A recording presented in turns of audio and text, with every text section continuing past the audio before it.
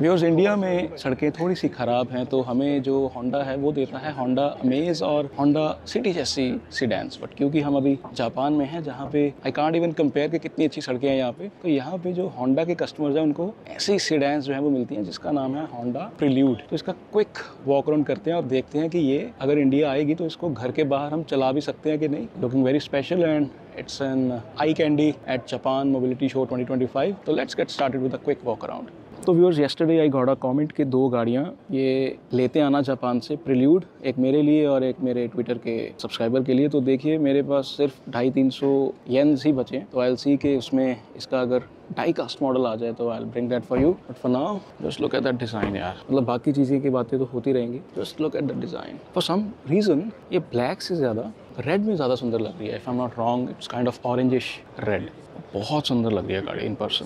Front sensors, grille, तो even दो the elements are not sharp, एक कर्वी हैं सारे एलिमेंट्स। अगर आप देखें तो मतलब कोई ऐसे शोल्डर लाइन नहीं जा रही जैसे हमने वो पीछे CR-V में देखी है। It's very much curves. एक स्ट्रेट लाइन है यहाँ पे बम्पर में, बट अलॉय व्हील देखिए आप, black shining piano finish, big disc brakes, blue calipers.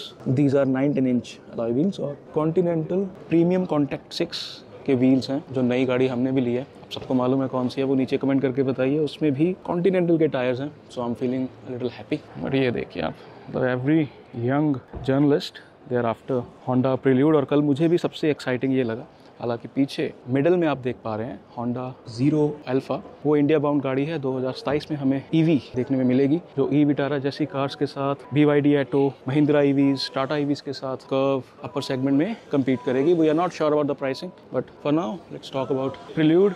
As you can see the design, पीछे से थोड़ी सी Porsche vibes, and just like we have seen in the Honda CR-V, जो bumpers हैं वो piano finish में है, शाइनिंग है, तो it looks like a global trend now. तो मैंने पीछे भी जो EVs हैं उसमें भी जो क्लैडिंग्स हैं साइड में और otherwise they are in piano finish, तो it looks like we are heading in that direction and looks like this from the side. I'll just see if I can show you interiors if somebody is not inside the car. Flush door handles, बहुत लंबा दरवाज़ा यार, मतलब I'm not sure if camera is covering that, but it's very long. And here we come.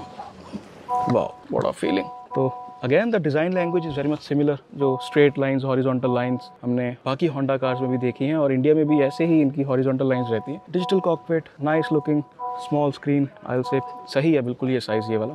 और centre console के buttons, steering controls, obviously soft touch squishy materials all over. This one is leather, right? And the best thing is it's not a 2-seater but a 4-seater. If you see, it's quite congested out there. You can use it as an emergency seating, but otherwise it looks like this. Very stylish. I'm not sure about the pricing, but we'll see कि येन्स में क्या cost है आपको दिखाई जा सके। बाकी जो मेटल के पैडल्स जो हैं आपको मिलते हैं, और आई होप इंडिया में जब कभी भी ब्रांड इसको लेके आएगा लोग इस चीज़ की कंप्लेंट ना करें, क्योंकि स्पोर्ट्स कार में पावर्ड सीट्स जो हैं वो कई बार वेट कम करने के लिए निकाल दी जाती हैं मोटर्स।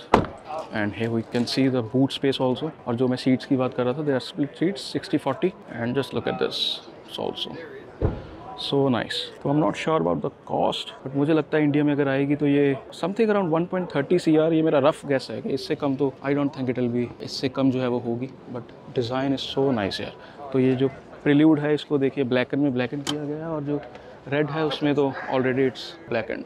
तो I'm not sure if it's electric. नहीं, इसमें इलेक्ट्रिक नहीं है। वही है ना, वो स्पोर्ट्स कार में थोड़ा सा वेट को कम करने के लिए they get out the Motors. तो ऐसा कुछ देखिए ब्लैक में ये लगती है। व्हील आर्चेस को पूरे से फिलअप किया गया है 19 इंच व्हील्स के द्वारा, but as discussed in the starting जो रेड वाली है वो ज़्यादा सुंदर लगती है मेरे अकॉर्डिंग। आप बताइए कौन सी सुंदर लग रही है। एंड ये तो चलिए थोड़ा ज़्यादा ही कुछ मांगना हो जाएगा, CR-V की डिमांड तो हम डेफिनेटली कर सकते हैं as an Indian customer, but ये भी क्या होंडा को लेके आनी चाहिए। इस चीज़ के लिए भी क्या मैनेजमेंट को जोर लगाया जाए कि सर शोरूम में खड़े करने के लिए ही आप ले आइए, ताकि शोरूम में अट्रैक्शन इस चीज़ की हो, देख के लोगों को लगे कि भाई क्या खड़ा हुआ है ये, और जब वो अंदर जाए तो आप उनको एलिवेट और ये जो अपनी नई EV आने वाली है पीछे जो खड़ी है वो आप बेच दें। तो क्या ये स्ट्रेटजी होंडा को अपनानी चाहिए? प्लीज़ आप बताइए नीचे कमेंट्स करके, और वीडियो अच्छी लगी है तो प्लीज़ आप सब्सक्राइब कर दीजिए। आपका प्यार ही है कि जो हमें जापान तक जो है वो खींच लाया है, वरना हम लिटरली गाड़ी में बैठ के वीडियोस जो है थोड़ी देर पहले बना रहे थे, but the feeling is so nice to cover such